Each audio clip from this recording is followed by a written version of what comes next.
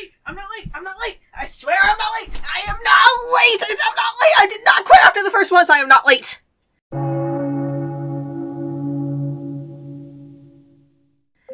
So hi, hello, welcome to the chaos, and welcome to this month's Redraw Speedpaint. I swear it's not late. I didn't think I'd hit this problem so soon, but I did decide when starting this project that I'd give myself a grace period of the first week of the month to get these redraws done. Otherwise, I forfeit the month and pick things that back up the next month. And I did get this piece done on the 6th, so technically it's on time. Nobody can tell me otherwise. I make the rules. But that's not all I'm here to ramble about today. Last month, I mentioned that I'd start rambling about the world building of Zienna and the dresses story in future videos, and today is one of those videos. I asked my friends what they wanted to hear more of, and unanimously everyone voted for Zienna world building, so here we are.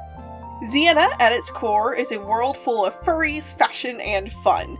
It's a world with a similar size, density, and atmosphere to Earth, populated by a large variety of flora, fauna, and sentient life. The sentient life in question being Ziennians, a furry-like species of shapeshifters with 3 forms. Their main Ziennian form is the most like furries you know and love, anthropomorphic animals that typically consist of mammals, some reptiles, and avians. They also have a humanoid or neko form, more akin to a human with animal features.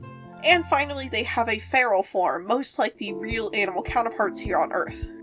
Ziennians are able to shift between these 3 forms freely. Though often in the inner districts or more populated areas, it is highly encouraged for you to use just your Ziennian or neko forms. Using your feral form isn't illegal or against the rules or anything, but it is looked down upon and may get you judged. And nobody wants to be judged. In less populated areas or out in the country, using your feral form is more than fine and often necessary depending on what your job is. Especially on farms, it's not uncommon for Ziennians of all species to be using their feral forms for their jobs. For example, horses will pull plows, wheelbarrows, or hay mowers, herding dogs will herd ruled creatures that resemble sheep but are non-sentient, and cats and foxes will hunt non-sentient animals in the woods for their families with their feral forms. There are animals on Zienna that are non-sentient, and you can usually tell when a creature is Ziennian or when it is a non-sentient animal by 3 primary characteristics. Number 1 is eyes. Ziennians, even in their feral forms, tend to have very large and colorful eyes, while non-Ziennian animals will have very small and beady eyes. The second way to tell is through size. A Ziennian rabbit will be much larger than a non-Ziennian rabbit creature, for example. Ziennians tend to be noticeably larger than non-Ziennians even when fully grown. And the third way to tell is through fur color.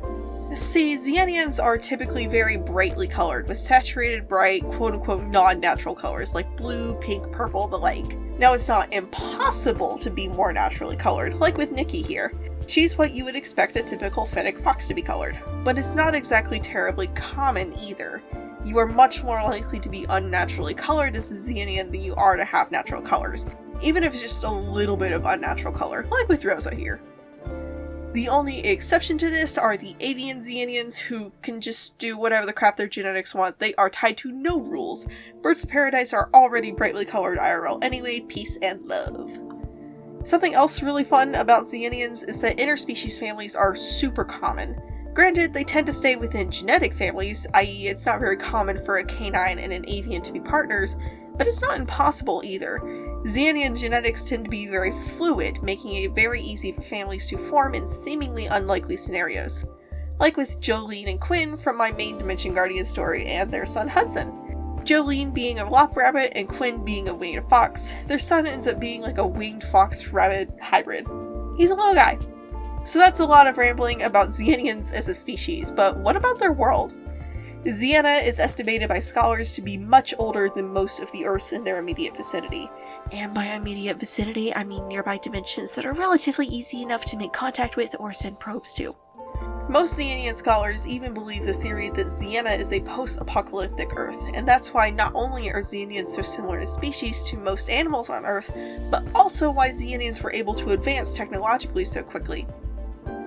Ziennians are a relatively young species, only having been around for a millennium or so.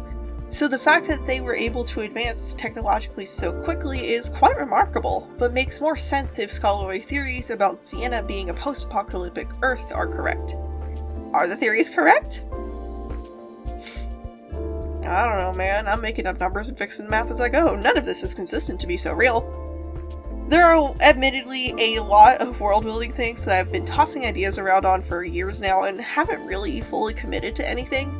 One of my early iterations of Zienna had it being a much smaller world than Earth, with one half being filled with Ziennians and the other half filled with humans. That has since been scrapped for real, but I'm still toying with the idea of Ziennians really only occupying one half of the planet. Not for any real reason, they just happen to all kind of congregate there. But one of the things I do have concrete are the 21 districts of Zienna, with each district being about the size of a small country or state, and overall taking up the entire continent where the main two Ziennian stories take place. These 21 districts initially were individual countries in their own right, and at one point did live in peace with each other.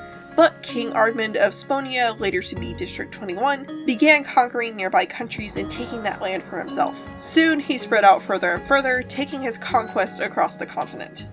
He nearly succeeded in taking everything for himself when Monarch Xylo of Udria, later to be District 13, stepped up and brought a stop to his reign of terror. Through fighting back with their own alliances, Xylo was able to defeat Ardmund and brought peace through the war-torn continent. Over time, Xylo established peace and diplomatic treaties among all 21 restored countries, and as generations passed, they began to drop their country names, opting for districts instead, as a main monarch was put in place to act as a voice to the people, and representatives were elected to a council with the monarch that made decisions together. Eventually, the current Ziennian government came about, one with more of a figurehead monarch that is really little more than a family that has just lived in luxury for so long and doesn't want to leave, and elected officials from the Ziennian people that changes about every 2 years. The Ziennian people are, overall, rather self-governing, especially in the outer districts where technology is far less common and villages are far more common. But as Zienna begins to expand into diplomatic treaties with worlds beyond them, having a unified government makes a lot more sense to have. The Dresses story that Nikki here is from takes place primarily in the inner districts. The districts are numbered where the lower numbers are in the middle and the higher numbers are on the edges in sort of a circular motion. The inner districts are much smaller in size and tend to be much more populated and rich and lavish. If you live in or near the inner districts, you're usually really well off and tend to have a job directly in either fashion or technology. Of which fashion is the main industry on Zienna, with technology being a close second. A lot of Ziennians dream of becoming fashion models, designers, photographers, or advertisers. You know you've made it big if you get into one of the major fashion brands. A lot of the production and manufacturing jobs around Zienna are centered around the fashion industry in some way, shape, or form. Very few are unrelated, like with food or the bits of technology that don't overlap with the fashion world. Technology is the second biggest industry of Zienna, with advanced AI assistants, algorithms, cloud network and security, robotics and engineering, and space travel. If you're not gunning for the fashion world, you're probably gunning for the tech world. Technology is also infinitely easier to get into, with a constant expansion in a variety of directions. It's not hard to jump on one wave or another, ride it out for however long it lasts, before moving on to the next wave of tech innovation. I think this is one of my favorite things about what I've decided for the Zienna world building, because I love playing with technology IRL, and I love creating fun and funky fashion for my characters. A lot of my family are in IT or tech in some way or another. My mom is actually pretty well known in the cloud security world and is at the intersection of IT and teaching. One of my brothers taught himself coding and has made some really cool Minecraft mods. If you've ever heard of explosive enhancements, that is my brother Kat's work. My other brother loves taking things apart and putting them back together. He loves engineering and finding out how they work. My sister does more of the sciencey tech, as she's currently in chemistry, but she still does a lot with some really cool stuff. So the tech world is something that infinitely fascinates me, and I love bringing that sci-fi element to my stories with Zienna. And fashion is just fun to play with.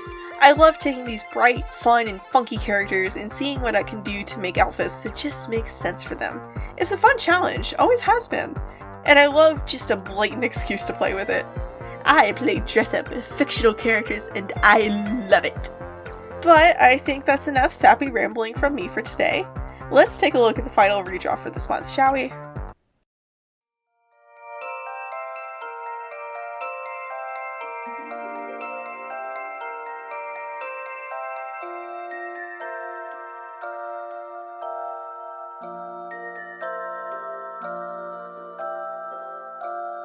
Thank you guys so much for watching and listening to my world building rambles. Stay tuned for next month's video. I'll start diving more into the story of dresses and the characters involved there.